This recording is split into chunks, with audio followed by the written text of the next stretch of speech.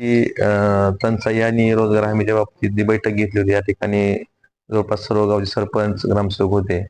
बऱ्याच प्रमाणात म्हणजे पंचायत समिती धाराशिवमध्ये खूप मोठ्या प्रमाणात अनियमितता आहे. बरेच प्रस्ताव तिथं गहाळ होतात. प्रस्ताव पुढे पाठवले जात नाहीत. 2-2 महिने अधिग्रहणच्या आदेश निघत नाहीत. या तक्रारी सरपंचांकडनं ग्रामसेवकांकडनं सुद्धा तक्रारी आल्या.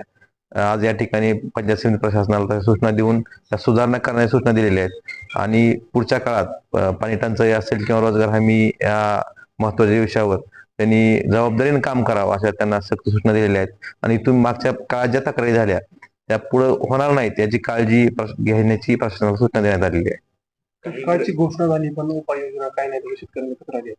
दुष्काळ तसा 31 ऑक्टोबरला जाहीर झाला, परंतु सरकार मदतीसाठी निवडणूक लागण्याची वाट बघत होतं काय अशी शंका सगळ्याला येते. कारण 31 ऑक्टोबर नंतर जवळपास आज 15 मार्च आहे.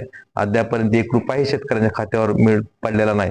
मग ऐन निवडणूक लागल्यानंतर ही पैसे शेतकऱ्यांच्या खात्यावर जमा करायचे आणि त्याचा निवडणुकीत मतं मागण्यासाठी फायदा करून घ्यायचा असा सत्ताधाऱ्यांचा विचार दिसतोय असं मला वाटतं.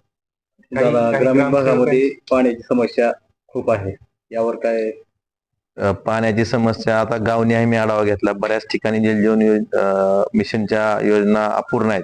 त्यामुळे देखील पाण्याची टंचाई जाणवत आहे. कोट्यावधी रुपये खर्च केले तरी त्याचा उपयोग त्या गावाला होत नाही असं निदर्शनास आलं. ह्या योजना तात्काळ पूर्ण करून घेणे आणि बाकीच्या ज्या अधिग्रहण असतील किंवा पाण्याचे टँकर असतील हेही कामं तात्काळ मार्गी लावण्यासाठी प्रशासनाला सूचना देण्यात आलेल्या आहे. ग्रामसेवकांची तयारी आपल्याला कशी वाटली? कारण कोणत्या झोन मध्ये, सेफ झोन मध्ये आहे, क्रिटिकल मध्ये आहे, आपण बरेचसे प्रश्न केले, त्याची उत्तर सुद्धा बऱ्याच काही ग्रामसेवक नवीन होते, त्यांना त्यात माहिती नसल्यामुळं ते सांगू शकले नाहीत.